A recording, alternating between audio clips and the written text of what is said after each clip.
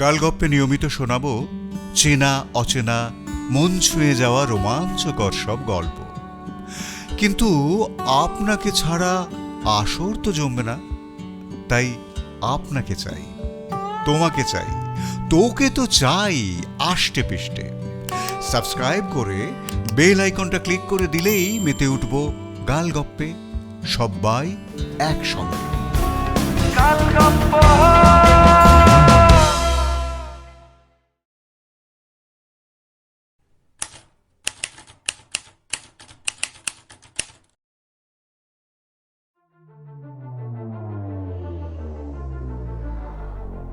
গালগপ্পে এখনকার গপ্প মৃত্যু মায়ার খেলা। রচনা ইভান গুপ্ত, আবহ বিশ্বদীপ বিশ্বাস, শব্দগ্রহণ অপু আইচ, সামগ্রিক পরিকল্পনায় আমি দীপঙ্কর।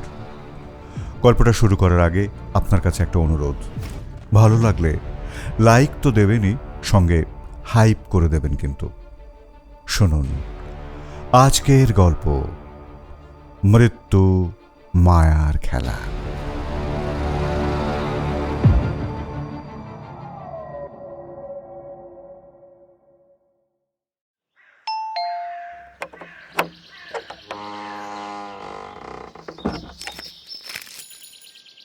বাবা, এই চিঠিটা স্পিড পোস্টে এলো। খোলো খোলো, দেখো কে পাঠালো। উমা, এসব কি? আগে চিঠিটা পড়ো বৌমা।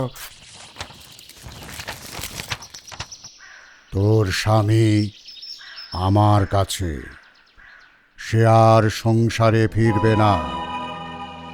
বৃথা ফেরানোর চেষ্টা করিস না, থানা পুলিশ করিস না, তাতে তোর সংসারের অমঙ্গল হবে। স্বামীকে দেখতে চাইলে হরিদ্বারে আমার ডেরায় চলে আয়। জয় কালী।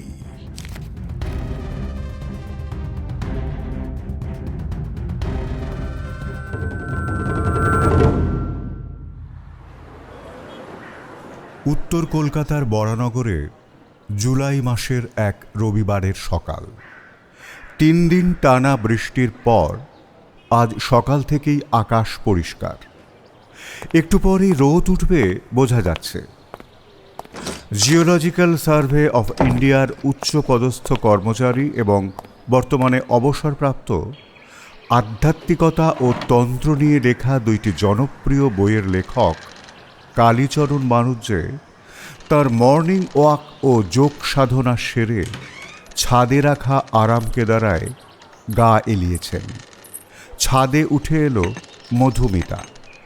দাদা, মকরধ্বজটা খেয়ে নিন চটপট, আর এখানে চা রাখলাম। দাও বৌমা দাও। রমাপদ ফিরলো বাজার করে? হ্যাঁ, এই ফিরবে এবার। আপনি চা খেয়ে নিচে চলে আসুন তাড়াতাড়ি। আজ আবার আপনার সাথে দেখা করতে লোক আসছে, খেয়াল আছে তো? ছিল না, কিন্তু তাতে রেহাই কই। এই যে খেয়ালি বৌমা রয়েছে। কালীচরণ বানুজ্জে এবার চিনি ছাড়া কালো চা খাবেন 1 কাপ। সেই সাথে বাংলাদেশ বর্ডারের কাছে এক প্রত্যন্ত গ্রাম থেকে আনানো এক্সপোর্ট কোয়ালিটি মুগুর ছাপ বিড়ি। সুতরাং হাতে একটু সময় আছে আমাদের। এই বেলা চট করে বলে নিই কালীচরণ বা আমাদের কালিদা সম্পর্কে 2-1 কথা। বয়স 65 ছুঁই ছুঁই, কিন্তু দেখলে মনে হয় 45। উচ্চতায় 5 ফুট 11 ইঞ্চি, দোহারা হাড় হাড় চেহারা, ধারালো চোখ মুখ, খাড়া নাকের নিচে একটা বেশ জবরদস্ত পাকানো সাদা গোঁফ, কাঁচা পাকা লম্বা চুল ব্যাক ব্রাশ করে আঁচড়ানো, চোখের দৃষ্টি সত্যি অন্তর্ভেদী। সবসময় সাদা পাজামা পাঞ্জাবি ও কোলাপুরি চটি পরিহিত টকটকে ফর্সা কালিদাকে দেখলে যারা ওনার সম্পর্কে কিছুই জানেন না তাদেরও মনে একটা সম্ভ্রম জেগে ওঠে। কালিদা বিপত্নিক, একমাত্র মেয়ের বিয়ে হয়ে গেছে, বিদেশে থাকে। জিওলজিক্যাল সার্ভে অফিসে চাকরি করা ছাড়াও কালিদার হিন্দু ও বৌদ্ধ তন্ত্র সাধনা নিয়ে বিশেষ পাণ্ডিত্য আছে। এই নিয়ে দুটি বইও লিখেছেন, শেষের পরে এবং দ্য জার্নি অফ আত্মা। তন্ত্র সাধনা ও আধ্যাত্মিকতার জগতে এই বই দুটি বেশ জনপ্রিয়। যে ভদ্রমহিলা কালিদাকে চা দিয়ে গেলেন উনি মধুমিতা। মধুমিতা ও তার স্বামী রমাপদ চৌধুরী একসময় কালিদার বরানগরের এই দোতলা বাড়িতে ভাড়াটে হয়েই এসেছিল, কিন্তু এখন বলা যায় কালিদার দ্বিতীয় পরিবার। ওদের একমাত্র সন্তান রনি এই বাড়িতে আসার পরই হয়েছিল। রমাপদ চাকরি করে একটি প্রাইভেট ব্যাংকে। আজ রবিবার, ছুটির দিন। সপ্তাহের এই একটা দিনই রমাপদ একটু আয়েশ করে বাজার করে। আমাদের কালিদা চা খাওয়া সেরে নিচেই চলে গেছেন বেশ খানিকক্ষণ। চলুন এবার দেখা যাক কারা দেখা করতে আসছেন কালিদার সঙ্গে এবং কি প্রয়োজনে।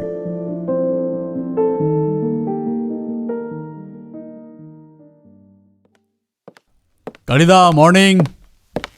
বাজারের থলে মধুমিতার হাতে দিতে দিতে হাসি মুখে বলল রমাপদ।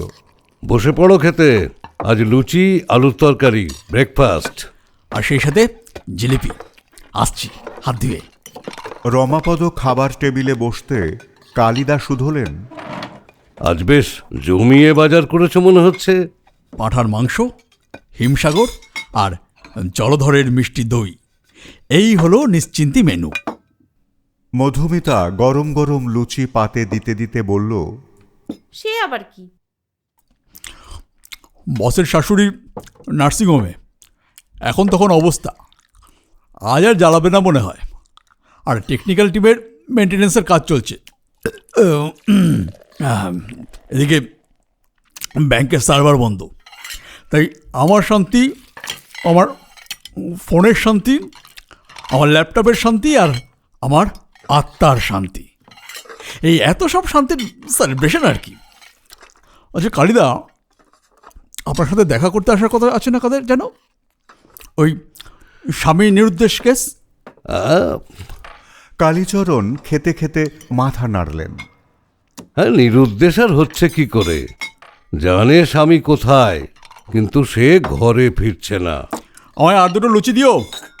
না ফিরলে আর কি করা যাবে? কারোর ইচ্ছের বিরুদ্ধে কি কিছু করানো যায়? যায় না।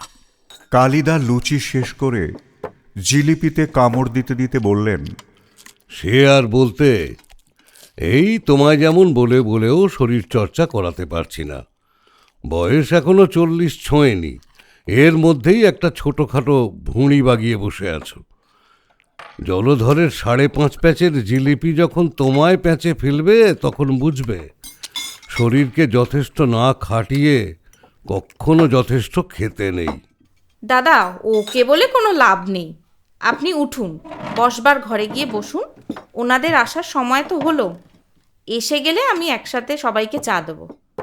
কালিদা টেবিল ছেড়ে উঠতে উঠতে খেতে থাকা রমাপদর মাথায় বাঁ হাতে একটা হালকা চাঁটা মেরে বললেন, বিবেকানন্দ বলেছিলেন, মন খারাপ হলে কাঠ কাটবি। বলেছিলেন, গীতা না পড়ে ফুটবল খেল। কথাগুলোর তাৎপর্য বাঙালি আজও বুঝল না।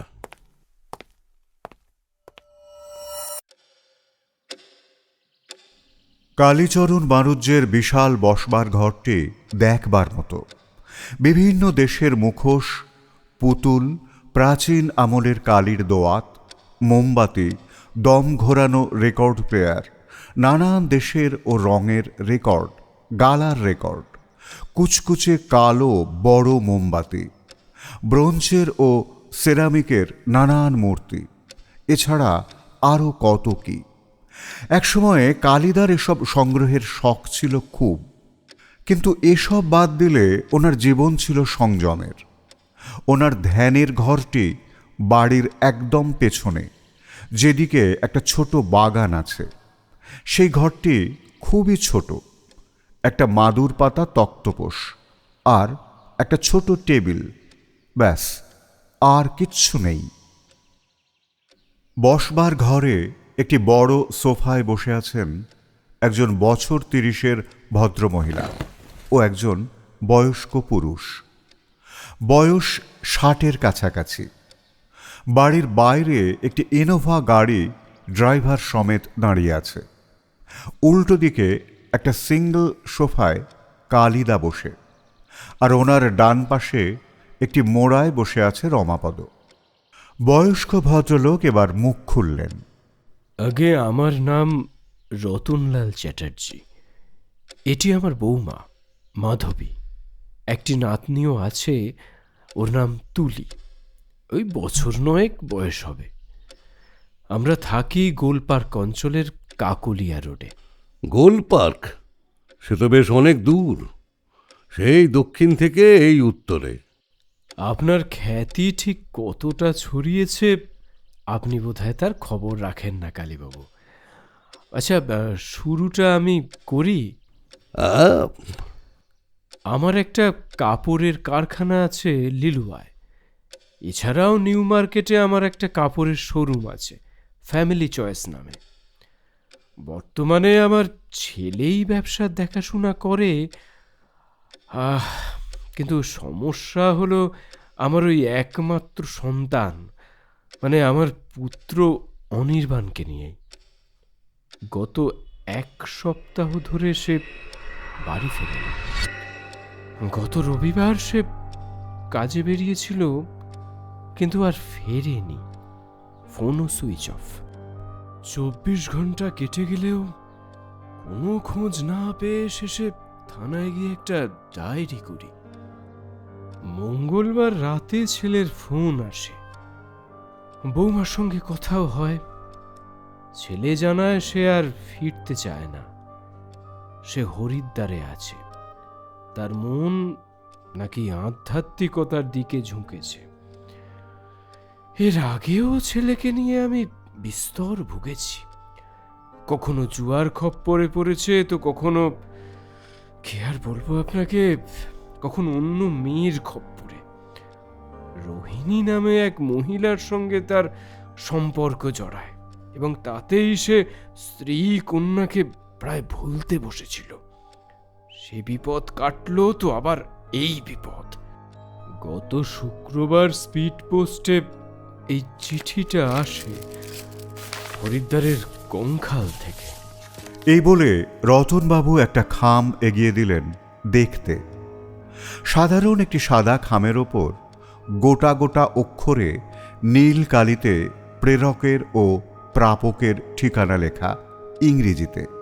প্রেরকের ঠিকানায় শুধু লেখা ভৈরবী আশ্রম, কঙ্খল, হরিদ্বার। সাদা খামের ভেতরে আরেকটি ছোট খাম, সেই খামের ভেতর চিঠি। চিঠির গায়ে সিঁদুর মাখানো। কাগজের ভাঁজের মধ্যে কিছু শুকনো ফুল ও খুব ছোট 2-3টে হাড়ের টুকরো। কাগজে নীল কালিতে বাংলায় লেখা আছে বক্তব্য। কালিদা ভ্রু কুঁচকে চিঠিটা কিছুক্ষণ দেখলেন, তারপর মাধবী দেবীর দিকে তাকিয়ে বললেন, তোমায় তুমি করেই বলছি মা। এই মোম কাগজে এই হাড় আর শুকনো ফুলগুলো নিয়ে আগুনে পুড়িয়ে ছাইটা মাটিতে গর্ত করে পুঁতে দিও, কেমন? দাদা, আমার তুলির কোনো অনিষ্ট হবে? হবে না মা, হবে না। যা বলছি করো, কোনো অনিষ্ট হবে না। রতনলাল বাবু মৃদু গলা খাঁখারি দিয়ে বললেন, আসলে আমি এসব তন্ত্রমন্ত্রের ব্যাপারে বিশেষ কিছু জানি না, কিন্তু আপনি কিছু মনে করবেন না। আচ্ছা, আমার ছেলেটা কি কোনো তান্ত্রিকের পাল্লায় পড়লো? এ চিঠি তো তেমনটাই ইঙ্গিত দিচ্ছে রতনবাবু। চিঠিটা যেদিন আসে সেদিন বিকেল থেকেই বৌমা হঠাৎ কাশতে শুরু করলো। কাশির দমক কিছুতেই থামছিল না, জানেন। 2-1বার গলা থেকে রক্ত উঠে এলো। তাড়াতাড়ি করে আমরা ডাক্তারকে খবর দিয়ে ডাক্তারকে ডেকে আনলাম। ডাক্তারও কিছু বলতে পারলো না। নানা রকম টেস্ট করে কি ব্যাপার, কি হলো আসলে কিছুই ঠিক যেন বুঝতে পারলাম না, বুঝলেন? না, টেস্ট করে কিছু ধরা পড়বে না। এসব শারীরিক কোনো অসুস্থতার লক্ষণ নয়। তান্ত্রিকই করছে সব। বছর তিনেক আগে আমি আমার সমস্ত বিষয়ের সম্পত্তি সব কিছুই আমি অনির্বাণের নামে লিখে দিয়েছি। অবশ্যই একমাত্র সন্তান হিসাবে সেই সব কিছু পেত। আসলে আমি ভেবেছিলাম বিষয়ের সম্পত্তি নিজের হলে সেসব সামলাতে সামলাতে হয়তো তার মতি ফিরে আসবে, কিন্তু এখন যা দেখছি, মানে ছেলে যখন হরিদ্বার থেকে ফোন করে কথা বলছিল বৌমার সাথে, তখন সে এটাও বলেছিল সে নাকি বিষয়ের সম্পত্তি সব কিছুই ওই আশ্রমে দান করে দেবে। দেখুন রতনবাবু, আপনার ছেলে প্রাপ্তবয়স্ক। সে যদি নিজের ইচ্ছে এই আশ্রমে থাকতে চায়, সংসার না করতে চায়, তাহলে তো তাকে বাধা দেবার আইনি ক্ষমতা আমার নেই। আমার স্বামীর মতো ভোগবিলাসে গা ভাসানো মানুষ এমন হঠাৎ করে আধ্যাত্মিকতা নিয়ে মেতে উঠবে, এটা স্বাভাবিক নয় দাদা। যদিও নিজে থেকেই আশ্রমবাসী হয়, যদি ওর মনে সত্যিই বৈরাগ্য এসে থাকে, তাহলে আমার কিছু বলার নেই, সে তো আমার কপাল। কিন্তু ও তো মনে হচ্ছে এই তান্ত্রিকের পাল্লায় পড়ে এসব করছে। সেটা আপনি আটকান দাদা, নইলে আমার সংসারটা যে ভেসে যাবে। মাধবী দেবী এবার মুখ খুললেন। কালিদা গম্ভীর মুখে চুপ করে বসে রইলেন। এই সময় মধুমিতা ঢুকল, সবার জন্য চা আর অতিথিদের জন্য লুচি, আলুর তরকারি আর মিষ্টি নিয়ে। আরে এ কি, এসব কেন? শুধু চা হলেই তো চলতো। আমার গলা দিয়ে কিছু নামবে না ভাই। তা বললে তো চলবে না ভাই, খাওয়া ছাড়লে কি বিপদ কাটবে? অনেক সকালে বেরোতে হয়েছে আপনাদের দুজনকে, খেয়ে নিন। বৌমা, রনিকে দেখছি না সকাল থেকে। রোববার ছুটির দিন, তার ডানা গজায় কি না। বাগানে একটা কাঠবেড়ালি দেখেছে, তার পেছন পেছন ঘুরছে। ওফ, কোনো রকমে ধরে বেঁধে এনে অঙ্ক করতে বসিয়ে এসেছি। তা ভালো, এই ভেজাল আর দুর্নীতির যুগে একমাত্র অঙ্কটাই তো খাঁটি আছে। এখনো দুয়ে দুয়ে চারই হয়, 3 বা 5 হয় না। কি বলেন রতনবাবু? হ্যাঁ, যাই হোক, আপনারা আগে খেয়ে নিন, তারপর চা খেতে খেতে বাকি কথা হবে। কিছুক্ষণ পর মধুমিতাও চা নিয়ে এসে বসল। কালিদা ওনার মুগুর ছাপ এক্সপোর্ট কোয়ালিটির একখানা বিড়ি ধরিয়ে টান দিয়ে বললেন, দেখুন রতনবাবু, আপনার ছেলেকে উদ্ধার করতে হলে এবং তন্ত্রমতে আপনার পরিবারের কোনো অমঙ্গল ঠেকাতে গেলে আমায় হরিদ্বার যেতে হবে মনে হচ্ছে, যত তাড়াতাড়ি সম্ভব। কলকাতায় বসে কিছু হবে না, কিন্তু চট জলদি ট্রেন টিকিট কি পাওয়া যাবে? তৎকাল কাটতে হবে দাদা, আমার চেনা এজেন্ট আছে, হয়ে যাবে। দাদা, অপরাধ নেবেন না, একটা কথা বলতেই হচ্ছে। প্রথমত, আপনি দায়িত্বটা যে নিয়েছেন, এটাই আমাদের কাছে অনেক বড় ব্যাপার। আপনাকে অনেক ধন্যবাদ। আর যাবতীয় আপনাদের যা খরচ খরচা, সেসব সবই আমার। শুধু কজন যাবেন একটু যদি জানান। আহা, আবার টাকা পয়সার কথা উঠছে কেন? বিপদে পড়েছেন, সাহায্য করব, এর মধ্যে আবার এসব মাধবী হাত জোড় করে বলে ওঠে, আপনার মতো একজন বয়স্ক মানুষকে দৌড় করাচ্ছি, এটাই অনেক। এইটুকু আমাদের দয়া করে করতে দিন দাদা। আচ্ছা বেশ, তাই হবে। তিনিই খেলান, আমরা খেলি না। এবার ঠিক করা যাক কে কে যাবে। রমাপদ, তোমার অফিস কি ছুটি দেবে? এই ধরো 3-4 তা পেয়ে যাব, ছুটি জমেছে তো অনেক। বসের শাশুড়ি অসুস্থ বলছিলাম না, আমিও আমার শাশুড়ি।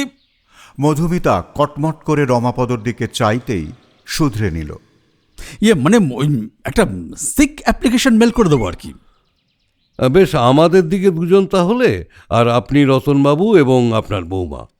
আপনার নাতনি আমরা ফিরে না আসা অবধি স্কুলে যাবে না। বাইরে বেরোবে না, বিশ্বাসযোগ্য লোকের দায়িত্বে থাকবে। বৌমাকে টানতাম না, কিন্তু জীবন তো মৃত্যু মায়ার খেলা। মায়ার সুতোয় টান দেবার প্রয়োজন আছে বলেই মনে হয়। আসলে আমি তো অনলাইনে পেমেন্ট করতে পারি না, সব আমার ছেলেই সব সামলাতো। আমাদের দুজনের টিকিটটাও রমাপদ ভাই আপনি যদি একসাথে একটু কেটে নেন, এছাড়াও থাকা খাওয়া বাবদ যাবতীয় যা খরচা আপনি করুন ভাই। হ্যাঁ, আমার মনের অবস্থা তো আপনি বুঝতেই পারছেন। আমি এই এই চেকটা দিয়ে গেলাম, এটা একটু ব্যাংকে ফেলে দেবেন প্লিজ। করেছেন কি সমস্যাই? 50,000? এত টাকা লাগবে না তো। আহা, আপাতত থাক না আপনার কাছে, পরে হিসেব টিসেব না হয় করে নেওয়া যাবে। কালকেই রওনা হব আমরা। যে করে হোক ট্রেনের ব্যবস্থা করো রমাপদ, না হলে প্লেন। হয়ে যাবে মেশমশাই, আপনার নিচের বার্থ হলে সুবিধা হবে বোধ হয়। হ্যাঁ, তা তো আসলে আমার হাঁটুতে একটু। মোদি, আপনাদের দুজনের আধার নম্বরটা আমাকে হোয়াটসঅ্যাপ করে দেবেন, এখন তো আবার এসব কম্পালসারি।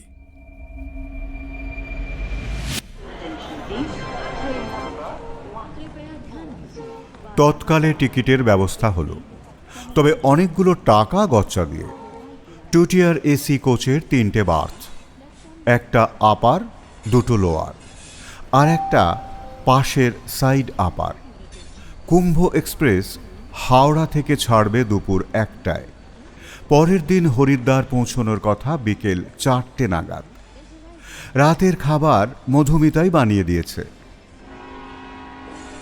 ট্রেন ছাড়ল 1টা 10-এ। লোয়ার বার্থে রমাপদ ও কালিদা একদিকে বসেছেন, উল্টো দিকে রতনলাল বাবু ও একজন অবাঙালি ভদ্রলোক।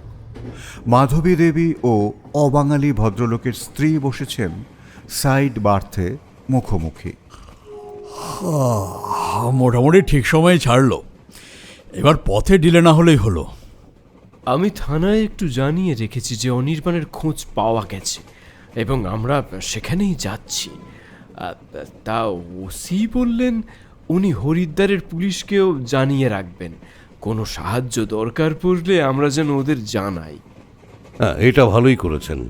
মিসিং পারসনস ডায়েরির একটা ফলো আপ রইল। রতনলাল বাবু একটু কিন্তু কিন্তু করে বললেন, আচ্ছা কালীবাবু, আপনি তো তন্ত্র সাধনার বইটই লিখেছেন অনেক। আচ্ছা, এই সাধনার সঙ্গে বৈজ্ঞানিক কোনো ভিত্তি কি আছে? এই আপনি কিছু মনে করবেন না যেন ভাই। না না, মনে করার কিছু নেই। দেখুন রতনবাবু, কথাটা খুব সহজ। ধরুন আপনার পরিবারের একটি বংশলতিকা আছে, সেটা আপনি না দেখলে আপনার বংশটাই কি তাহলে মিথ্যে হয়ে যাবে? যাবে না তো। এটাও তেমন। পৃথিবী আর তার বাইরেও অনেক রহস্য আছে। বিজ্ঞানের টর্চের আলো যখন যেখানে পড়ে, সেটাকে মানুষ সত্যি বলে মনে করে।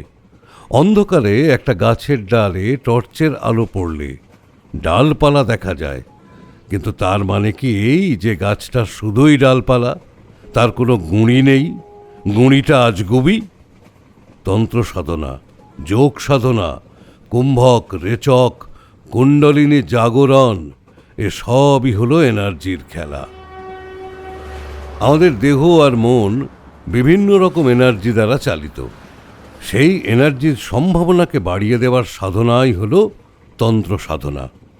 রতনলাল কিঞ্চিত উত্তেজিত হয়ে বললেন, কিন্তু কালীবাবু, তার মানে কি আপনি বলছেন এইসব ভূত পিশাচ এসব আছে?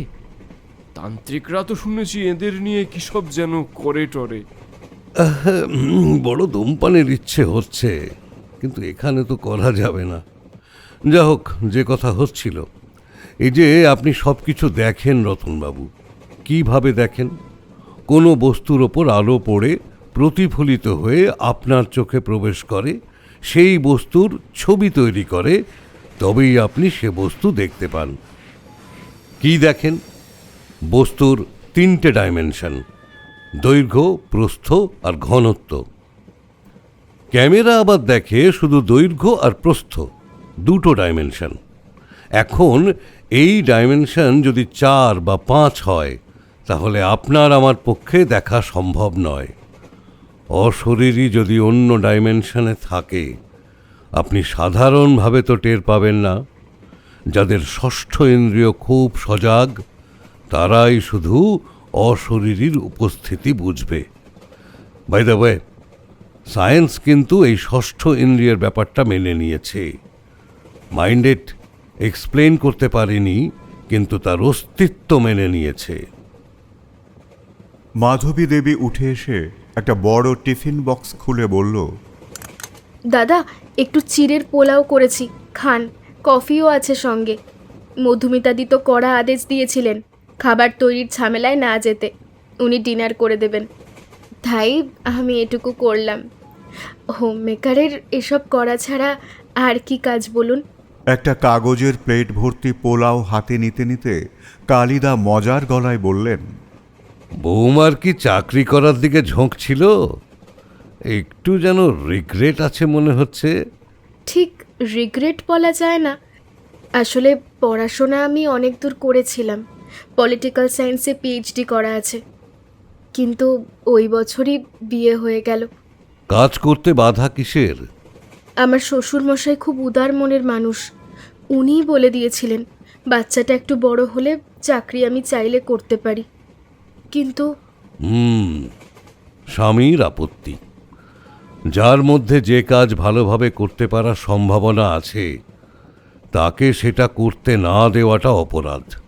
আবার ক্যারিয়ার তৈরি না করে শুধু সংসার করাটা খুব একটা ব্যাকডেটেড ব্যাপার, এটা ভাবাটাও অপরাধ।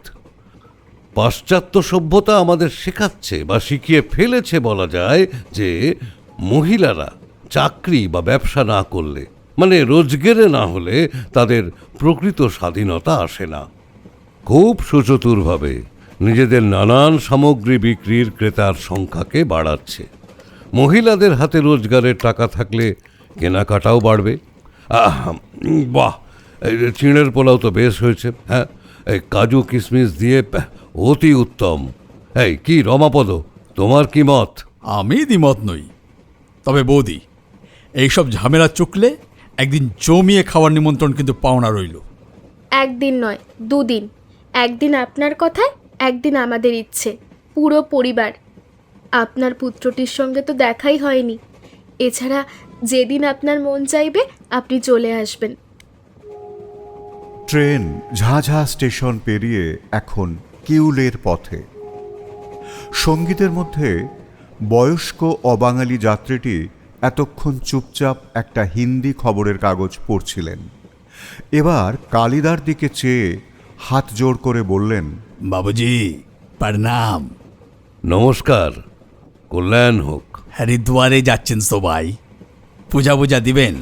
না, পুজো নয়, যাচ্ছি এক তান্ত্রিক বাবার ডেরায়। আপনি? আমার নাম মাধব পাণ্ডে। আমার 4 পুরুষের বাস আছে ওখানে।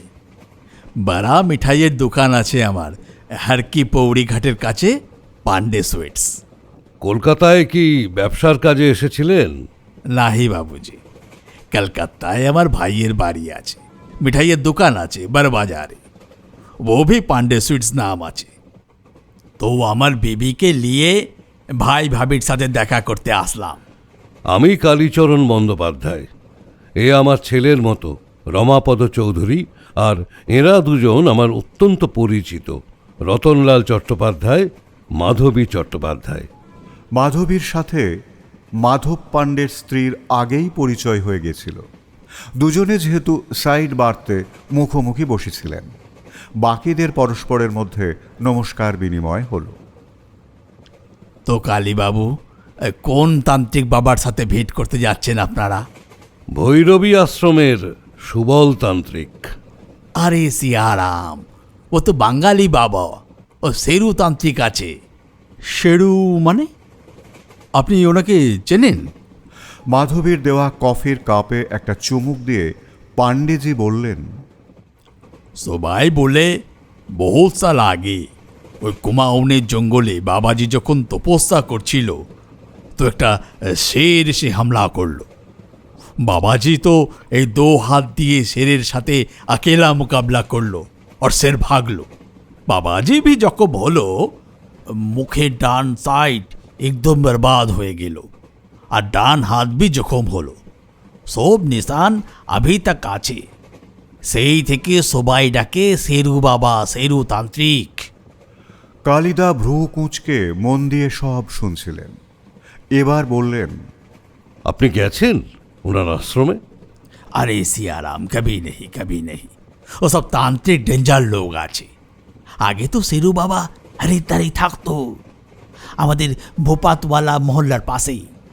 তারপর ভক্ত সব বাড়তে লাগলো, বড় আফসার মিনিস্টার সব আসতে লাগলো, তো বাবাজি শিফট করলো কঙ্কাল। বড়া আশ্রম হলো, পুরা মার্বিল। এই সুবলতান্ত্রিক বা শেরু বাবা কি কলকাতার লোক পান্ডেজি?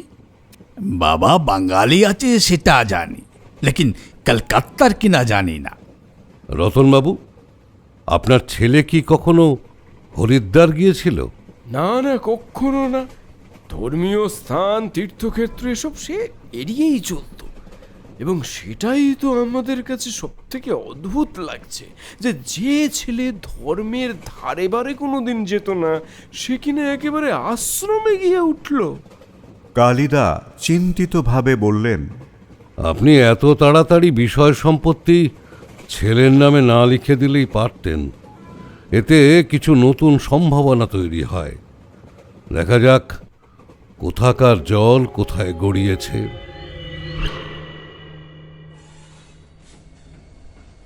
বারেইলির পর থেকে লাইন ক্লিয়ার থাকায় কুম্ভ এক্সপ্রেস হরিদ্বার পৌঁছল নির্ধারিত বিকেল 4টের পরিবর্তে 15 মিনিট আগেই।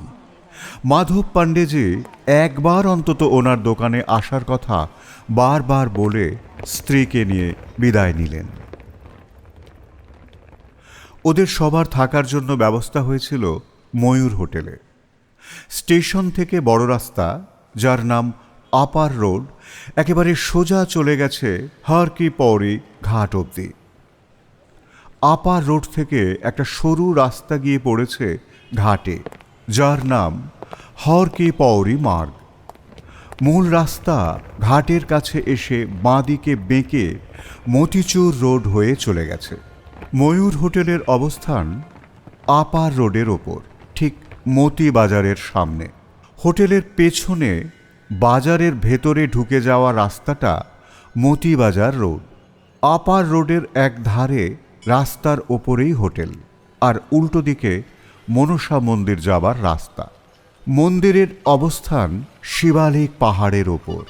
পুণ্যার্থীরা ও দর্শনার্থীরা মন্দিরে যেতে পারেন দুইভাবে, 3 কিলোমিটার ট্রেক করে অথবা উড়ান খাটোলা নামক রোপওয়ে করে। 2টি সাইকেল রিক্সা ভাড়া নিয়ে সবাই হোটেলে পৌঁছল 4টের মধ্যেই। ময়ূর হোটেল বেশ পরিষ্কার পরিচ্ছন্ন, ঘরে ঘরে এয়ার কুলার লাগানো আছে। এটা এই শুকনো গরমের জায়গায় এয়ার কন্ডিশনারের চেয়ে বেশি কাজ দেয়। 3তলা হোটেলে খাবার ব্যবস্থা আছে, আর আছে লিফট। এই শেষের ব্যবস্থাটির জন্য রতনবাবুর বেশ সুবিধাই হল। 3তলায় বড় রাস্তার দিকের 2টি পাশাপাশি ঘর ওদের দেওয়া হয়েছে। ঠিক হয়েছে পরের দিন সকাল সকাল ওরা সবাই গাড়ি নিয়ে রওনা হবেন কঙ্খল, সুবল ওরফে শেরু তান্ত্রিকের ভৈরবী আশ্রমের উদ্দেশ্যে। হোটেলে পৌঁছেই গাড়ির কথা বলে দেওয়া হয়েছে। চেক ইন করার পর মাধবী দেবী বললেন, বলছিলাম কি, কাল ওখানে যাব, সব যাতে ভালোই ভালোই মেটে, তার জন্যই মনসা মন্দিরে একটা পুজো দিলে হয় না? এই মন্দিরের কথা আমি আগেই শুনেছি। দেবী অত্যন্ত জাগ্রত, সবার মনোবাঞ্ছা পূর্ণ করেন, কাউকে ফেরান না। তাই বলছিলাম, আপনারা যদি ক্লান্ত না হন, আর আজ তো আমাদের কিছু করারও নেই। আমার কোনো প্রবলেম নেই, তবে ট্রেক করে ওঠার সময় নেই, রোপে করে যেতে হবে। কিন্তু খাওয়া দাওয়াটা তার আগে সারতে হবে। আবার কিসের খাওয়া? ট্রেনে তো ওই 1:30টার সময় লাঞ্চ করলে। বাহ, নতুন জায়গায় এসে পৌঁছলাম, কিছু খাবো না? খিদে পেয়েছে? না, তবে এই করে সব অল্প বয়সে বুড়িয়ে যাচ্ছে, আর নয়তো রোগের ডিপো তৈরি হচ্ছে। খিদে পেলেও খাবে না, ইচ্ছে করলেও খাবে না। খাবে যখন এনার্জি লেভেল কমে যাবে, ক্লান্ত লাগবে। ওইটাই শরীরের খাবার খাওয়ার সিগন্যাল। তাহলে সবাই মুখ হাত ধুয়ে রেডি হয়ে নিন। বৌমার যখন ইচ্ছে হয়েছে, যাওয়া যাক। আমরা চা খেয়েই বেরোবো। সব কিছুতেই বাড়াবাড়ি, কিছু খেতে দেয় না লোকটা। আমার কাছে মালাই প্যাড়া আর নারকেলের নাড়ু আছে, আপনি ফ্রেশ হয়ে আসুন, আমি দিচ্ছি। থ্যাঙ্কস বৌদি। লাড্ডু, নাড়ু, মোয়া, প্যাড়া এসব আমি ছোটবেলা থেকেই ভালোবাসি।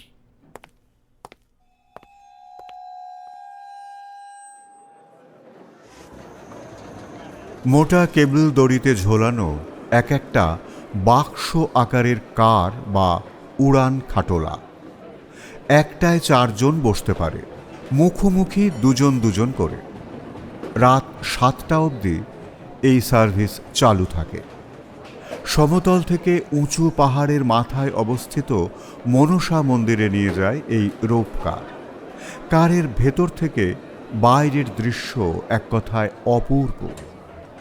পুজোর ডালা কিনে টিকিট কেটে নিয়ে ওনারা যখন রোপওয়ে কারে বসলেন তখন 4:35।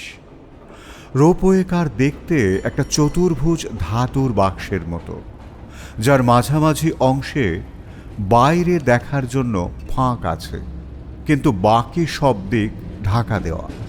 পুরো হরিদ্বার শহরটা গঙ্গা নদী এই কারে বসেই দেখা যায়। একদিকে বসেছেন রমাপদ ও কালীচরণ, অন্যদিকে রতনলাল বাবু ও মাধবী দেবী। এই মনসা মন্দিরকে বিল্লতীর্থও বলা হয়। হরিদ্বারের মধ্যে 5টি তীর্থস্থানের একটি এই মন্দির। ঋষি কাশ্যপের কি যেন একটা ভূমিকা আছে না? হ্যাঁ, তা তো আছেই। মনসা দেবী হলেন ঋষি কাশ্যপের মানস কন্যা, originated from his mind. Ropeway car বা বাক্স গাড়ি যখন পথের মাঝামাঝি, তখন মাধবী দেবীর মধ্যে এক ভয়ঙ্কর অস্বস্তি শুরু হলো। দরদর করে ঘামছেন, উনি ছটফট করতে লাগলেন আর বলতে লাগলেন, আমি থাকবো না, আমি ঝাঁপ দেবো, আমার ডাকছে, আমি ঝাঁপ দেবো, আমার ডাকছে। বৌদি শান্ত হন, আমরা অনেক উঁচুতে আছি, ওরকম করবেন না বৌদি। বৌমা, বৌমা কি হলো তোমার? কে ডাকছে তোমায়? বৌমা। রতনলাল বাবু যতটা সম্ভব মাধবী দেবীকে ধরে আছেন, কিন্তু সামলাতে পারছেন না। কালিদা ওনার ডান হাত মুঠো করে সেই মুঠো ঠেকালেন মাধবী দেবীর কপালের ঠিক মাঝখানে। কালিদার চোখ দুটি আধ বোঝা এবং চোখের মণি ওনার নিজের 2 ভুরুর মাঝখানের অংশে নিচে স্থির হয়ে আছে। মাধবী দেবীর চোখ আস্তে আস্তে বুজে এলো, শান্ত হয়ে এলো শরীর। 2 গাল বেয়ে চোখের জল পড়তে লাগলো।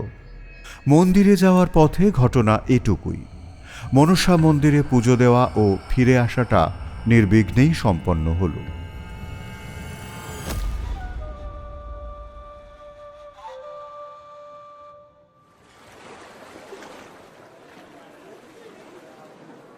এই উড়ান খাটোলা রোড বা আপার রোড দিয়ে দিবারাত্রি নানান বয়সের নানান বেশভূষার মানুষ, ভারতের প্রায় সমস্ত প্রান্ত থেকে আসা নানান ভাষাভাষীর মানুষ, শহর, গ্রাম ও প্রত্যন্ত অঞ্চলের মানুষ চলেছে হর কি পৌরি ঘাটের দিকে, গঙ্গা স্নান করতে, গঙ্গা আরতি দেখতে ও পুজো দিতে।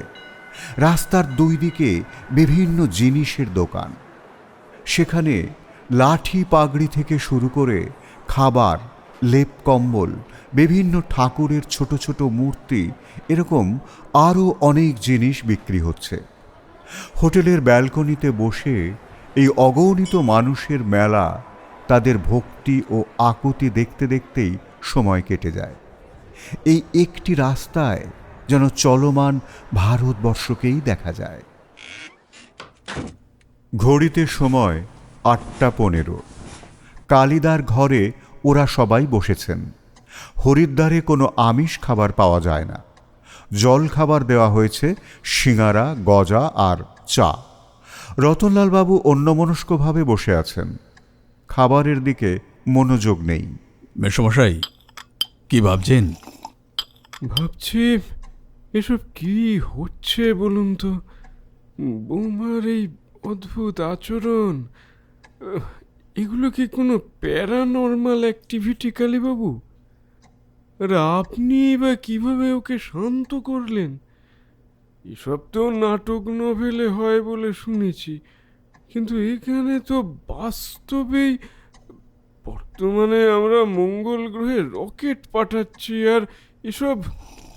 কালিদা গজা শেষ করে চায়ে একটা চুমুক দিচ্ছিলেন।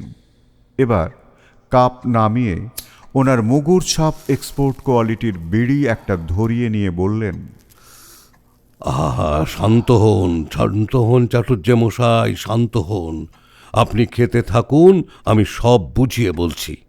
এই যে আমরা মানুষের আশীর্বাদ নিই বা কাউকে আশীর্বাদ করি, ব্লেসিং যাকে বলে, কেন করি? তার মানে আমি যদি আপনার বৌমাকে আশীর্বাদ করি, আমার মনে তার প্রতি শুভ চিন্তা তার জীবনে প্রভাব ফেলবে। এই ব্যাপারটা গোটা পৃথিবীর লোক বিশ্বাস করে প্রাচীনকাল থেকেই।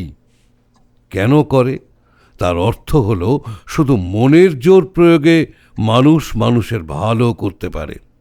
তাহলে আবার খারাপও হতে পারে। যারা সাধক তারা ভালো খারাপ দুটোই পারে। কিন্তু দাদা, এই ক্ষমতা কিভাবে তৈরি হয়? কালিদা বিড়িতে একটা টান দিয়ে মাথা নাড়লেন। তৈরি কিছুই করতে হয় না বৌমা।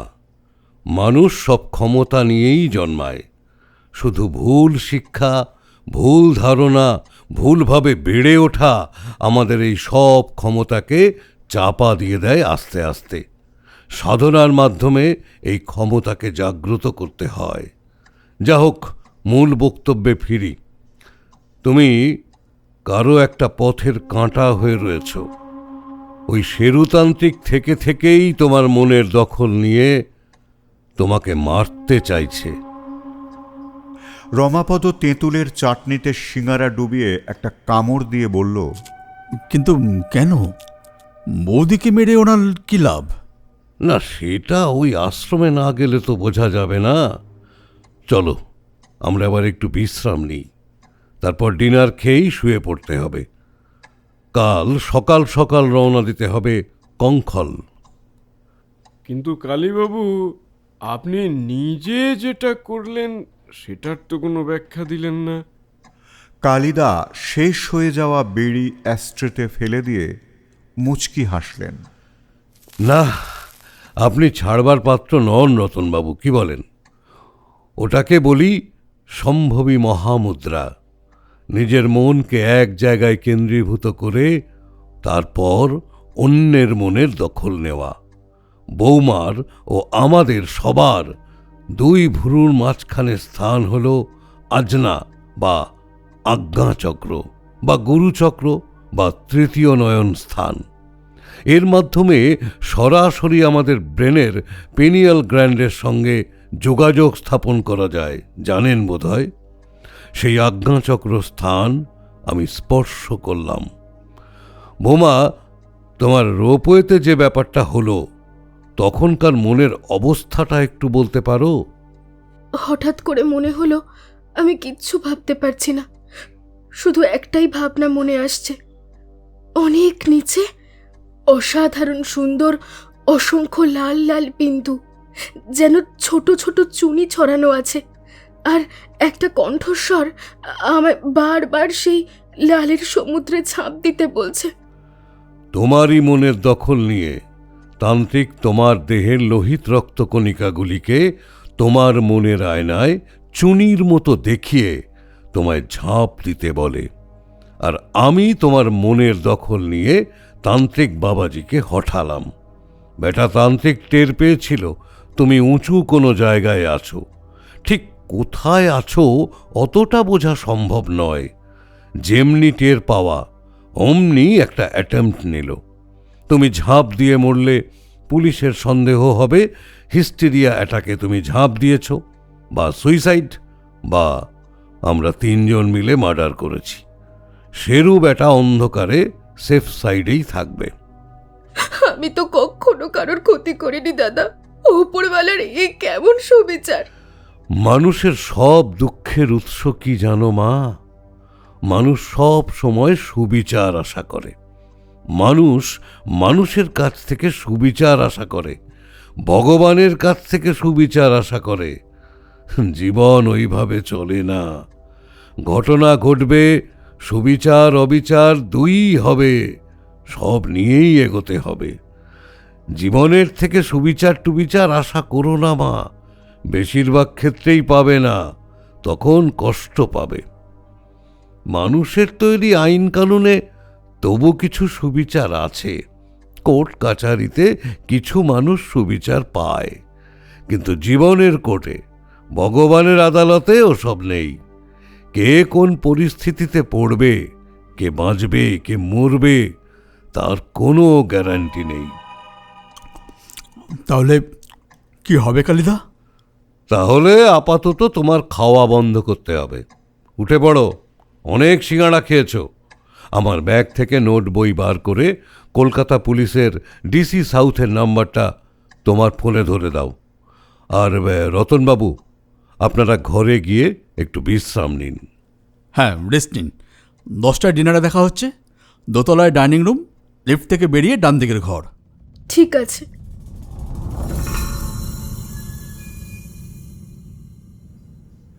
কলকাতা পুলিশের ডেপুটি কমিশনার সাউথ নবকুমার রায় হলেন বিখ্যাত টপ্পা ও বাংলা পুরাতনী গানের শিল্পী শ্রী নবকুমার রায়ের সুপুত্র। বাবার মতো গানের জগতে না গিয়ে পুলিশের চাকরি কেন নিলেন, এই প্রশ্নে সুরসিক নবকুমার বললেন, গান আমাদের রক্তে আছে, শুধু আমারটার আওয়াজ একটু বিটকেল, এই যা তফাৎ। কে নব বলছো? আমি কালী কাকু।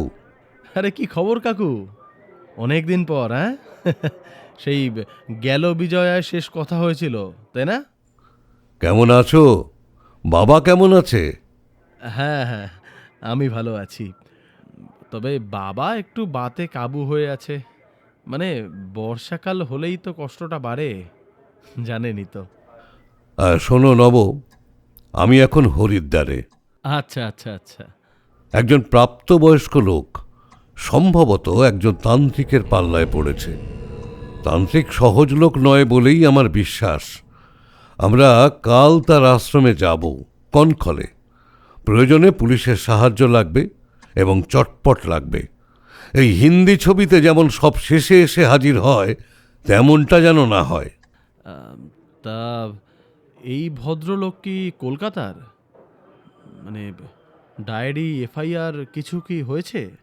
হ্যাঁ, কলকাতার গোলপার্কে থাকেন। আইনের চোখে যেটাকে ক্রাইম বলে সেটা এখনো ঘটেনি, তাই এফআইআর হয়নি। তবে ওই লেক থানায় একটা মিসিং পারসন ডায়েরি করা আছে। আর এইটা রমাপদর নম্বর। ওর ওর সব ডিটেলস তোমায় পাঠিয়ে দিচ্ছি। আচ্ছা আচ্ছা আচ্ছা, বেশ বেশ, ঠিক আছে।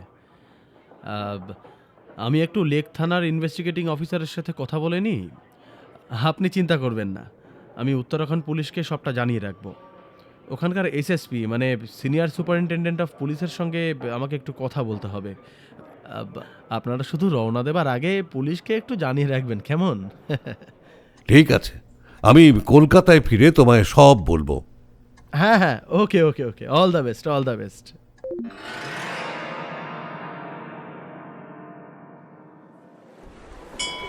হরিদ্বারের 5টি তীর্থস্থানের মধ্যে একটি হল কঙ্খল, অন্য 4টি হল হর কি পৌরি, কুশওয়াড়, মনসা দেবী মন্দির এবং চণ্ডী দেবী মন্দির। কঙ্খলে অবশ্য দ্রষ্টব্য স্থান হল দক্ষেশ্বর মহাদেব মন্দির বা আনন্দময়ী আশ্রম এবং সতীকুণ্ড বা সতীঘাট।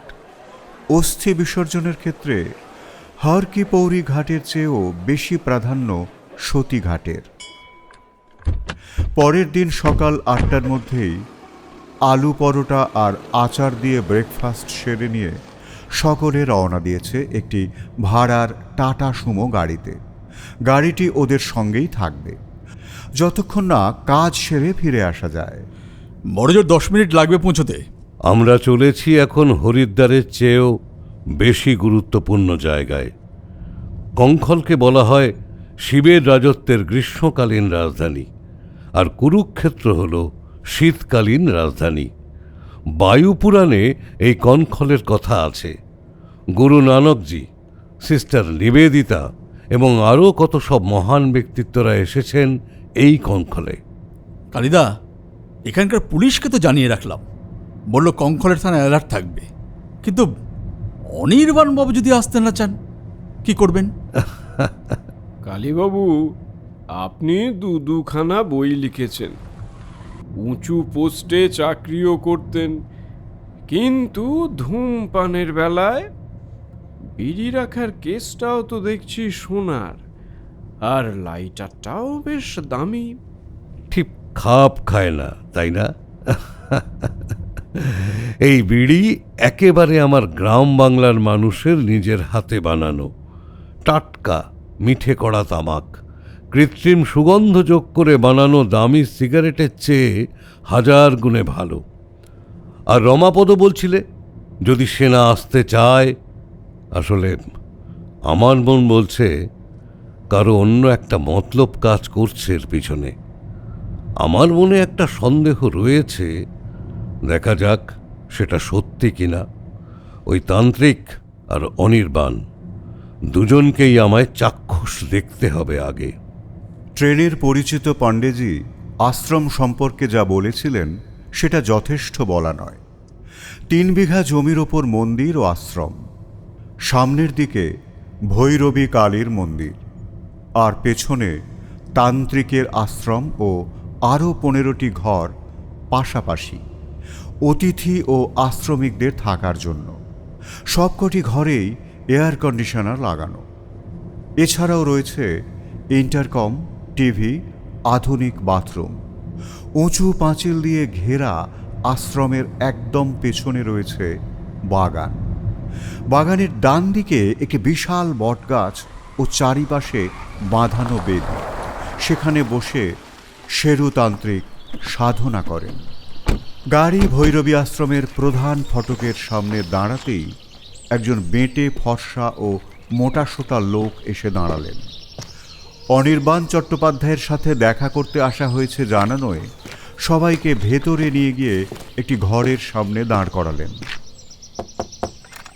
দরজায় কড়া নাড়তে যিনি দরজা খুললেন তার সাথে রতনবাবুর মুখের মিল আছে। বাপের মতোই মাঝারি উচ্চতা, গায়ের রং শ্যামলা, বাঁদিকে সিঁথি করে চুল আঁচড়ানো, দাড়ি গোঁফ কামানো। শুধু তফাৎ হল অনির্বাণ বাবুর পরনে গেরুয়া পাঞ্জাবি ও পাজামা, আর চোখের দৃষ্টি কেমন যেন আচ্ছন্ন। কি তোমরা সঙ্গে এরা কারা? ঘরের ভেতরে চ। অনির্বাণ বাবু দরজা ছেড়ে পিছিয়ে গিয়েছেন। বাকিরাও ঘরে ঢুকলেন। তুই কি সারা জীবন এরকম ইরেসপন্সিবলি থাকবি? আমাদের না জানিয়ে নিজের বউ বাচ্চাকে ফেলে এইভাবে এখানে এসে উঠেছিস? কারখানা, দোকান সব কর্মচারীদের ভরসায় পড়ে আছে। আমি তো ফোন করে বলেছিলাম। ব্যাস, ফোন করে বললেই হয়ে গেল ফিরবো না? তোর বউ, তোর বাচ্চা, এদের কথা একবারও ভাববি না? আমার আর সংসার নেই বাবা, ওসব কথা বলো না। আমি সাধন মার্গে এসেছি, আমাদের আর আগের জীবন থাকতে নেই। গুরুজি বলেন, মায়া না ত্যাগ করতে পারলে আত্মার শুদ্ধি সম্ভব নয়। স্কাউন্ডেল! জুয়া খেলে পয়সা উড়িয়েছিস, বাজে একটা মেয়ের পাল্লায় পড়ে পরিবারের মুখ পুড়িয়েছিস, আর এখন আমাকে সাধন মার্গ দেখাচ্ছিস? রোহিণীকে বাজে মেয়ে বলো না বাবা, ও এখানেই আছে। ও এখন রোহিণী মাই, ও সিদ্ধি লাভ করেছে। সেই মহিলা এখানে এসে জুটেছে? এই তোমার সংসার ছাড়ার রকম? ওই রোহিণী দত্ত তোমাকে বরবাদ করে দেবে, তুমি এটা বুঝতে পারছো না? রতনবাবু আর কিছু বলতে পারলেন না। কাঁপতে কাঁপতে পাশের একটা চেয়ারে বসে পড়লেন। কালিদা এতক্ষণ চুপচাপ দাঁড়িয়ে সব শুনছিলেন আর মনে মনে কি যেন ভাবছিলেন। এবার মুখ খুললেন। বৌমা, রতনবাবুকে জল দাও। আর রতনবাবু, আপনি এবার চুপচাপ বসে থাকুন, মনকে শান্ত করুন। এত উত্তেজিত হলে স্ট্রোক হয়ে যাবে। সন্তান না হওয়া এক জ্বালা বাণিজ্য মশাই, কিন্তু কুসন্তানের পিতা হওয়া যে কত বড় যন্ত্রণার। আমার স্ট্রোকই হোক, এ জীবন আমি আর বইতে পারছি না। বাবা, আর কথা বলবেন না, এবার জলটুকু খেয়ে নিন। কালিদা এবার সোজাসুজি অনির্বাণের দিকে চেয়ে বললেন, অনির্বাণ, তুমি আমার চোখের দিকে চেয়ে থাকো। তুমি আমায় বহুদিন ধরেই চেনো, আমায় কালিদা বলে ডাকো। এখানে আমায় দেখে তুমি খুব খুশি হয়েছ। এবার তুমি আমায় গুছিয়ে সব বলবে। কিভাবে তুমি এখানে এলে, কিভাবে রোহিণী নামের মেয়েটি এলো, তোমাদের শেরুতান্ত্রিকের তোমাদের দুজনকে নিয়ে কি প্ল্যান আছে, এই সব কথা। অনির্বাণবাবু একটু চমকে উঠে কালিদার দিকে তাকালেন। তারপর অবাক হলেন। ওনার মুখে হাসি ফুটে উঠল। আরে কালিদা, আপনি এখানে? কি সৌভাগ্য আমার! বসুন বসুন। মাধবীর চোখ বড় বড় হয়ে গেছে। রতনবাবু জল খাওয়া ভুলে অবাক হয়ে কাণ্ড দেখছেন। মৃদু কণ্ঠে বললেন, কি ব্যাপার, এসব কি হচ্ছে? চুপচাপ দেখে যান। কালী ক্যাপ্টেন গভীর জলের মাছ। একে বলে হিপনোটিক কনস্ট্রাক্ট। কাউকে হিপনোটাইজ করে কথার লিড দিয়ে তার মনে তার বাস্তবটা বদলে দেওয়া। কালিদা, রোহিণী দত্তর সাথে আমার সম্পর্কটা নিয়ে খুব ঝামেলা হলো বাড়িতে। তারপর আমাদের দেখা সাক্ষাৎ সব বন্ধ হয়ে যায়। বেশ কিছু মাস পরে রোহিণী আমার সঙ্গে যোগাযোগ করে, আমায় নিয়ে যায় তার এক বান্ধবীর বাড়িতে, বাবু বাগানে। সেই মহিলা এই শেরু বাবার শিষ্যা। শেরু বাবা 1 সপ্তাহের জন্য কলকাতায় এসে তার বাড়িতে উঠেছিলেন। কালিদা একটা বিড়ি ধরিয়ে লম্বা টান দিলেন। তারপর গুরুজি আমাদের দুজনকে দেখে ধ্যান যোগে জানতে পারলেন যে আমি আর রোহিণী গত 6 জন্ম একে অন্যের দোসর ছিলাম। আমাদের পরস্পরের প্রতি টান জন্মান্তরের টান। বললেন সব ছেড়ে তার হরিদ্বারের আশ্রমে চলে আসতে। আমাদের দুজনকে সাধন মার্গে নিয়ে গিয়ে উনি মিলন ঘটাবেন। আজ অমাবস্যা আছে, আজ রাতে উনি হোম যজ্ঞ করবেন। আমরা দুজনেই আজকে সমাধি লাভ করব। আমরা দুজনে নতুনভাবে জন্মাবো, একে অন্যের দোসর হয়ে জন্মাবো। গুরুজির আদেশে আমি আমার সমস্ত বিষয় সম্পত্তি আশ্রমের নামে লিখে দিয়েছি। বটে, বেশ করেছ, নইলে তো অঙ্কটা মিলছিল না। তোমার গুরুজি আর রোহিণী মায়ের কোনো ছবি আছে তোমার কাছে? অনির্বাণবাবু উঠে পড়ে একটা কাবার্ড খুলে দুটো 10 বাই 12 ইঞ্চির ফ্রেম বাঁধাই করা রঙিন ছবি নিয়ে এলেন। ধ্যানস্থ শেরুতান্ত্রিক, সামনে ধুনি থেকে ধোঁয়া বেরুচ্ছে। বেশ পুষ্ট লম্বা চওড়া দেহ, মাথায় জটা, খালি গায়ে 5-6টা রুদ্রাক্ষের মালা, মুখ ভর্তি কাঁচা পাকা লম্বা দাড়িগোঁফ, চওড়া কপালে রক্ত তিলক, পরনে লাল ধুতি। মুখের ডান দিকে কিছু ক্ষত চিহ্ন আছে, যার সবটা দাড়িতে ঢাকা পড়েনি। এই তাহলে বাঘের সঙ্গে লড়াইয়ের দাগ। দ্বিতীয় ছবিটি অনির্বাণ ও রোহিণী দেবীর। গেরুয়া শাড়ি ব্লাউজ পরিহিত রোহিণী দেবী ও গেরুয়া পাজামা পাঞ্জাবি পরিহিত অনির্বাণ দুজনে পাশাপাশি পদ্মাসনে বসে আছেন, চোখ বুজে। রোহিণী দেবীকে দেখতে অত্যন্ত সুন্দরী। কালিদা প্রথমে ছবিটা বেশ খানিকক্ষণ দেখলেন, দেখতে দেখতেই পরের প্রশ্ন করলেন, আজ কটা থেকে হোমযজ্ঞ শুরু হবে? রাত 10টা থেকে। ঠিক আছে অনির্বাণ, তুমি এবার বিছানায় শুয়ে পড়ো, ঘুমাও। ঘুম থেকে যখন উঠবে তখন তুমি এখনকার সব কথা ভুলে যাবে। আজ কেউ তোমার সঙ্গে দেখা করতে আসেনি। তুমি আশ্রমে আসার পর থেকে আর তোমার পরিবারকে দেখনি। অনির্বাণ বাবু বাধ্য ছেলের মতো গিয়ে শুয়ে পড়লেন। আর এরাও সবাই ঘর থেকে এবং আশ্রম থেকে বেরিয়ে এলো। গাড়িতে রতনবাবু বললেন, কালীবাবু ওই শেরু তান্ত্রিকের সঙ্গে দেখা করলেন না তো? হ্যাঁ, এখন করে লাভ নেই, তবে দেখা তো হবেই। আজ রাতে দেখা হবে, বোঝাপড়া হবে, বোঝাপড়া। হ্যাঁ, এখন চলুন হোটেলে ফিরি। স্নান খাওয়া বিশ্রাম সব হোক, রাতে আবার ফিরব, কিন্তু এবার পুলিশ ফোর্স নিয়ে।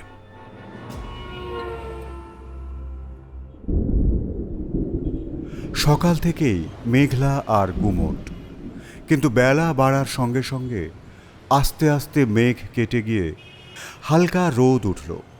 বিকেল নাগাদ ঝিরিঝিরি ঠান্ডা হাওয়া দিতে শুরু করল। কালিদা নিজে মোবাইল ফোন ব্যবহার করেন না। রমাপদর ফোন থেকে একান্তে ডিসিপি সাউথ নবকুমারের সাথে কিছুক্ষণ কথা বললেন। তারপর রমাপদর হাতে ফোনটা দিয়ে বললেন, আচ্ছা, ট্রেনে আলাপ হওয়া সেই মাধব পাণ্ডে ফোন নাম্বার দিয়েছিলেন না? ওনাকে ফোন করো, বলো একজন ভালো ডাক্তারকে আমাদের সঙ্গে আজ রাতে থাকতে হবে। উনি যেন যে করে হোক ব্যবস্থা করে দেন। ডাক্তার কি হবে কালিদা? এখন প্রশ্ন করো না, শুধু কাজ করে যাও। যা সন্দেহ করছি তাই যদি হয় তাহলে নাও নাও নাও, ফোন করে কথা বলো।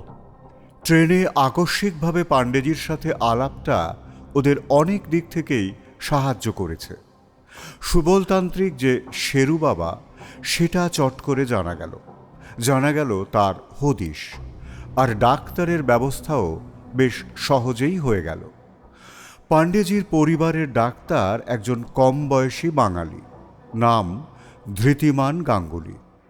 ডাক্তারবাবুর বাড়ি ও পড়াশোনা বেনারসে, হরিদ্বারে প্র্যাকটিস করছেন।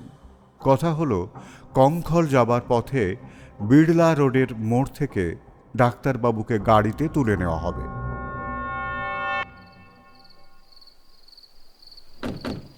ঠিক 10:30টায় ওরা 4 জন রওনা দিলেন গাড়ি করে। কথা মতো ডাক্তার গাঙ্গুলিকেও তুলে নেওয়া হলো। বয়স 40-এর একটু বেশি, চোখে চশমা, বেশ ফর্সা। পরিষ্কার করে ছাঁটা একটা গোঁফ না থাকলে ওনাকে বাঙালি বলে সহজেই বোঝা যেত। চেহারা একটু মোটার দিকে। ডাক্তারবাবুর সঙ্গে একটা দরকারি ওষুধের ব্যাগ। গাড়ি চলতে শুরু করেছে রুরকি হরিদ্বার রোড দিয়ে। হ্যাঁ, নমস্কার ডাক্তারবাবু, আপনাকে একটু বলে রাখি। আরে, আপনি আমার বাবার বয়সী, তুমি করে বলেন। আচ্ছা বেশ, ছোট করে বলি। আমরা যেখানে যাচ্ছি সেখানে কিন্তু একটা ঝামেলা হবার সম্ভাবনা আছে, তোমায় জানিয়ে রাখি। দেখা না গেলেও পুলিশের টিম কিন্তু থাকবে, কথা হয়ে আছে। তোমার কাজ হলো কেউ অসুস্থ হলে একটু চটপট তাকে রিভাইভ করা, যাতে অন্তত হাসপাতাল অবধি নিয়ে যাওয়া যায়। আসলে বুঝতেই তো পারছেন কী ধরনের এমার্জেন্সি তার উপর নির্ভর করছে। তবে বেসিক কিছু দবাই, ইঞ্জেকশন মেরে সাথী হ্যাঁ। ইয়ে একটা কথা, মাধব কাকা বলেছিলেন কোনো আশ্রমে যাওয়ার কথা। ভক্তির জায়গায় পুলিশ ঝামেলা, এটা তো ধর্ম ও ভক্তির ব্যাপার, খুব চার্জ জায়গা, পাবলিক সেন্টিমেন্ট, যদি কিছু হয়। ভণ্ডামিকে যে সেন্টিমেন্টেই প্রশ্রয় দেওয়া হোক, সেটা বুলশিট সেন্টিমেন্ট, এটা মানো তো? সেটা তো সবার। ব্যাস, ওইটাই শেষ কথা। স্মোকিং নিয়ে তোমাদের মেডিকেল সায়েন্স কি বলে? খুব খারাপ অভ্যাস, ক্যান্সার হওয়ার চান্স 40%, বুঝলেন? তাছাড়া তাহলে বাকি 60%কে সম্বল করে একটা এক্সপোর্ট কোয়ালিটির বিড়ি খাওয়া যাক। মানে ঠিক বুঝলাম না তো। পাশ থেকে রমাপদ চাপা গলায় বলল, ডাক্তারবাবু, বোঝার চেষ্টাও করবেন না। ভৈরবী আশ্রমের মন্দিরে আলো জ্বলছে, কিন্তু সব ঘরের আলো নেভানো। শুধু ভেতরে যাবার রাস্তায় মাঝে মাঝে কম পাওয়ারের আলো জ্বলছে। বাইরে অমাবস্যার অন্ধকার। ঘড়িতে সময় রাত 11:10। আশ্রমের প্রধান ফটকে তালা মারা, কিন্তু পাশের একটা ছোট দরজা ভেজানো আছে। একজন করে লোক ঢুকতে পারবে। গাড়ি বাইরেই দাঁড়িয়ে রইল। ওরা সবাই সিঙ্গেল ফাইলে ছোট দরজা দিয়ে ভেতরে ঢুকল।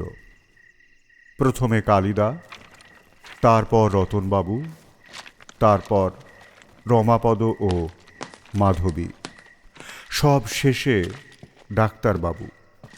ওরা ভেতরে ঢুকতেই হাহা করে দুজন ধুতি ফতুয়া পরা ষণ্ডা গোছের লোক ছুটে এলো।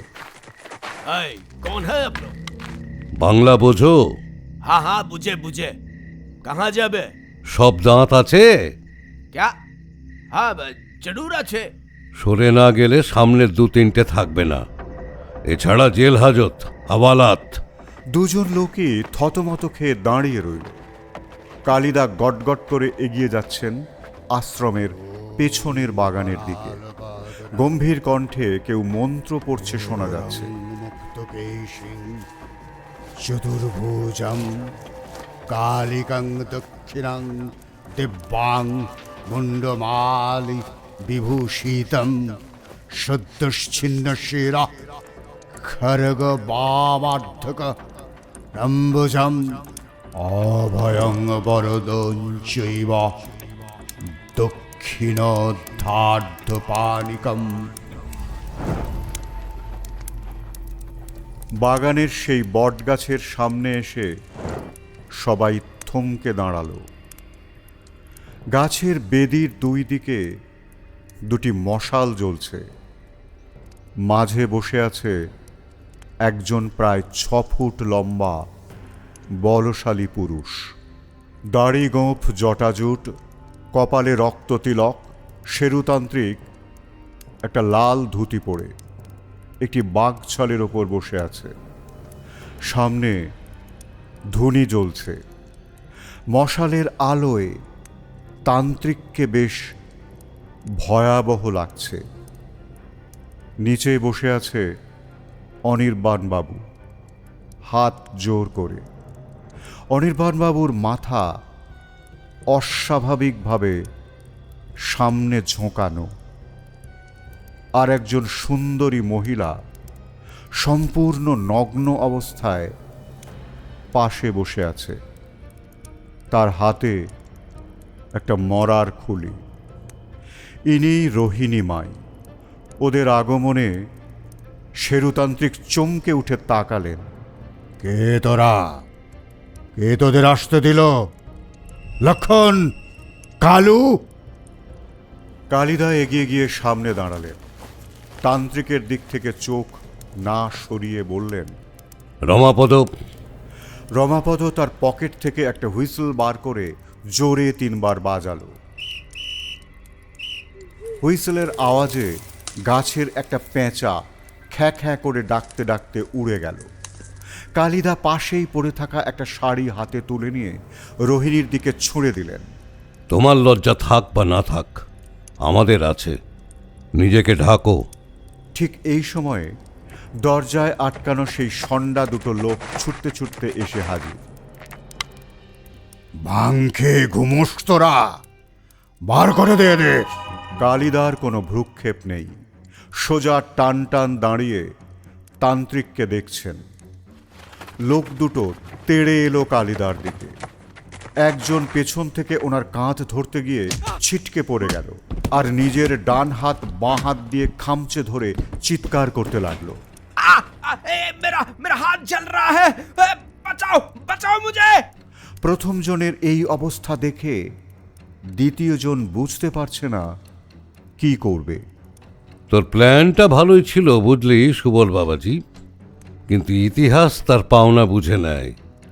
নলিনী বিদ্যাপীঠের ক্লাস 8-এ দুবার ফেল করা সুবল মণ্ডল, বোমা বাঁধতে গিয়ে ফেটে গিয়ে মুখের ডান দিক জখম হওয়া সুবল মণ্ডল, ওরিয়েন্ট ব্যাংক ডাকাতির পলাতক পাণ্ডা সুবল মণ্ডল, নিজের মুখের ক্ষতকে বাঘের হামলা বলে চালিয়ে এই রাজ্যে এসে ভণ্ড বাবাজি সেজে বসা সুবল মণ্ডল ওরফে সুবল তান্ত্রিক ওরফে শেরু বাবা। আমায় চিনতে পারছিস? আমি তোর চেয়ে 3 বছরের সিনিয়র ছিলাম স্কুলে, কালীচরণ। কালী, চলে যা কালী। আমার যজ্ঞ পণ্ড করলে আমি ছেড়ে দেব না। আমি কি পারি আর না পারি তোর কোনো ধারণা নেই। দূর থেকে বেশ কিছু বুটের আওয়াজ ভেসে এলো। বাইরে লুকিয়ে থাকা পুলিশ এবার এগিয়ে আসছে। এদিক ওদিক টর্চের আলো পড়ছে। নিজের সামনে যজ্ঞ ভস্য এক মুঠো তুলে নিয়ে তান্ত্রিক ছুঁড়ে মারল অনির্বাণের দিকে। অনির্বাণবাবু এলিয়ে পড়লেন। শেরুতান্ত্রিক ছুটে পালাতে গিয়ে এসে পড়া পুলিশের হাতে বন্দি হল। কোনো রকমে গায়ে কাপড় জড়ানো রোহিণী দত্তকে একটা ঘরে আটকে রাখা হলো। ওকে হাজতে নিয়ে যাবার জন্য মহিলা পুলিশ আসছে। কালিদা ছুটে গেলেন অনির্বাণের কাছে। ডাক্তার, তাড়াতাড়ি দেখো। ধৃতিমান ডাক্তার ছুটে এসে বসে পড়ে অনির্বাণ বাবুর পালস দেখলেন। পেশেন্ট সিঙ্ক করছে, ওনাকে সোজা করে শুইয়ে দিন। এপিনেফ্রাইন ইঞ্জেকশন দিতে হবে, ফাস্ট। ইঞ্জেকশন দেবার 1 মিনিট বাদে আবার পালস দেখলেন। এবার স্টেথোস্কোপ নিয়ে বুকে ঠেকালেন, তারপর মাথা নাড়লেন। আই এম সরি, উনি এক্সপায়ার করে গেছেন। না না না, এ হতে পারে না, এ হতে পারে না। কেন হলো এমনটা, কেন? তোমরা সবাই সরে দাঁড়াও, এবার আমার চেষ্টার পালা। মৃত অনির্বাণের সামনে বসে তার বুকের বাঁ দিকে নিজের ডান হাত রেখে কালিদা শুরু করলেন স্তোত্রপাঠ। ওম জয়ন্তী মঙ্গলা কালী ভদ্রকালী কপালিনী দুর্গা শিবা ক্ষমা ধাত্রী স্বাহা স্বধা নমস্তুতে। কালিদা শিবনেত্র হয়ে গেছেন। তার মুখে বিন্দু বিন্দু ঘাম, দেহে অল্প কম্পন। ওম কালী কালী মহাকালী কালীকে পাপহারিণী দেবী নারায়ণী নমস্তুতে। কালিদা অজ্ঞান হয়ে পড়ে গেলেন, আর প্রাণের সঞ্চার হল অনির্বাণের শরীরে। পরে কালিদা বলেছিলেন, যা হলো তা ভৌতিক নয়, অলৌকিকও নয়, তার মধ্যেও বিজ্ঞান আছে।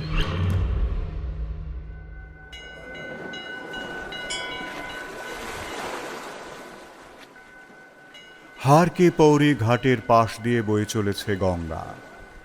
এই গঙ্গা ক্ষিপ্র তেজস্বী। কত মানুষ কত রোগ সারানোর আশা নিয়ে এই গঙ্গায় স্নান করতে আসেন। পরের দিন বিকেল 4টে ওরা সবাই, এমনকি ডাক্তার ধৃতিমান গাঙ্গুলি ও মাধব পাণ্ডে, সবাই হরকি পৌরি ঘাটে বসেছে। না, একটু ভুল হলো, সবাই নয়।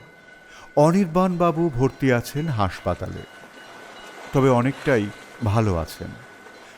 আগের দিন রাতে ওনাকে অ্যাম্বুলেন্সে করে হরিদ্বার মাল্টি স্পেশালিটি হাসপাতালে ভর্তি করা হয়েছে। স্যালাইন, অক্সিজেন ইত্যাদি চলছে।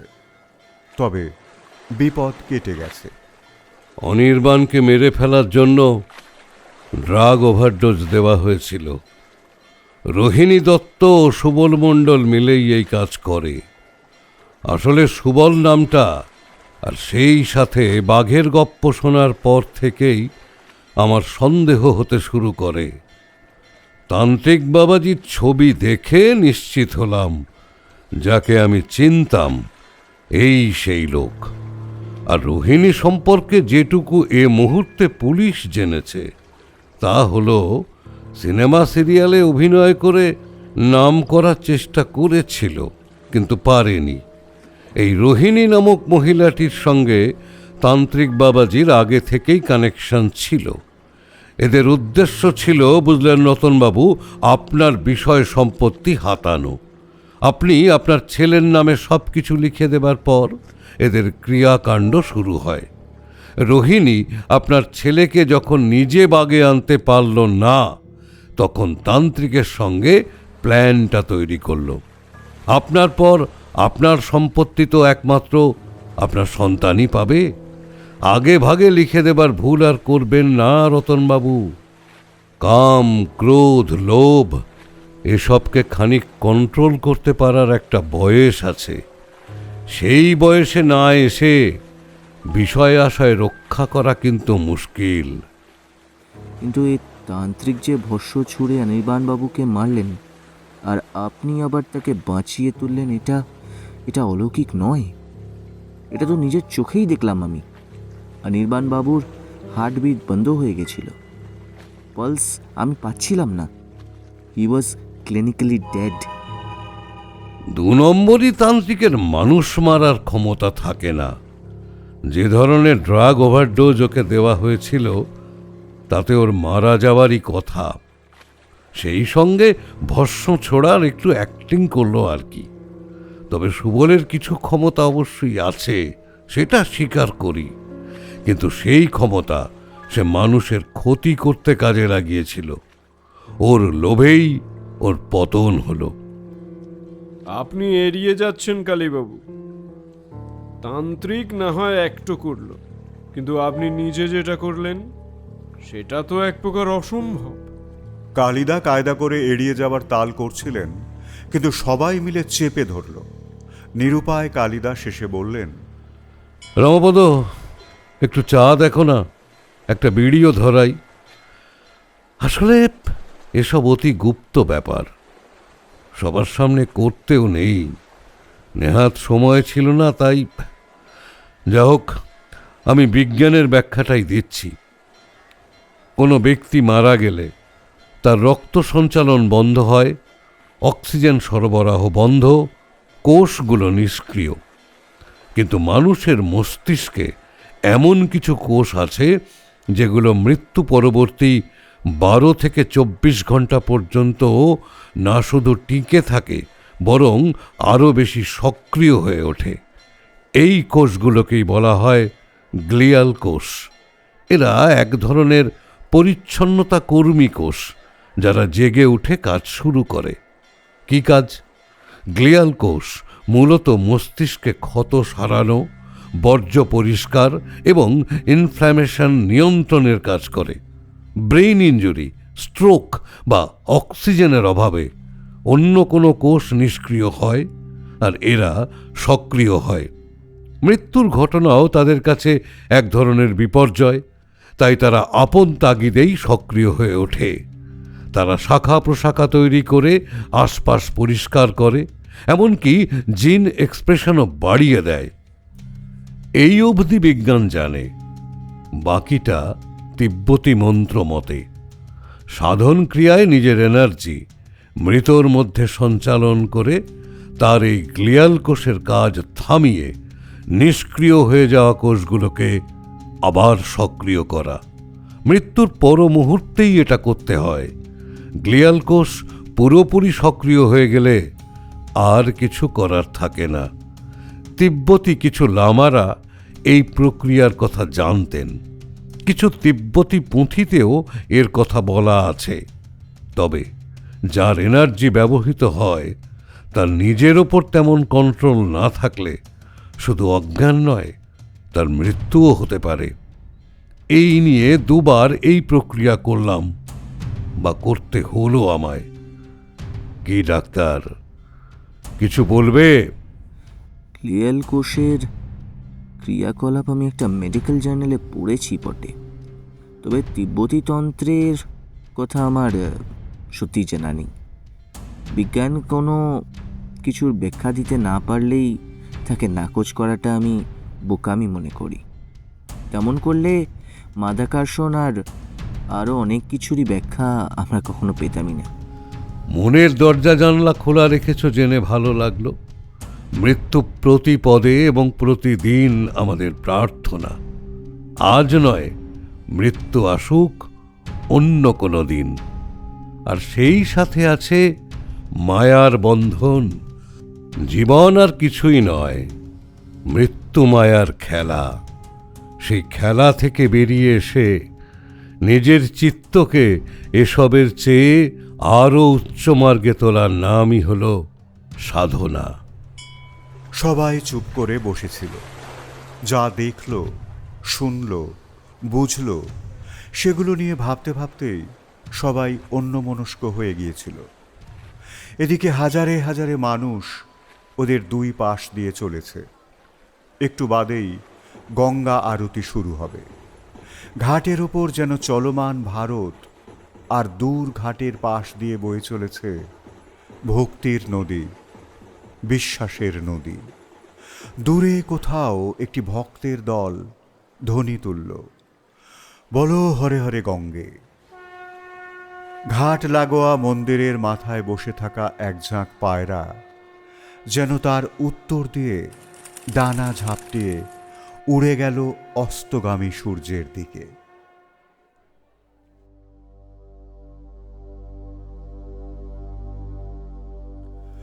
এতক্ষণ শুনছিলেন মৃত্যু মায়ার খেলা। বিভিন্ন চরিত্রের সংলাপগুলো যারা বললাম, দেবযানী, বর্ণালী, সঞ্জয়, সঞ্জিত, অপু, প্রণব এবং গল্প পাঠে ছিলাম আমি দীপঙ্কর। গালগপ্পে আবার দেখা হবে পরের গল্প নিয়ে। সবাই খুব ভালো থাকুন, সঙ্গে থাকুন। নমস্কার। ও হ্যাঁ, কেমন লাগছে সেটা জানাবেন কিন্তু।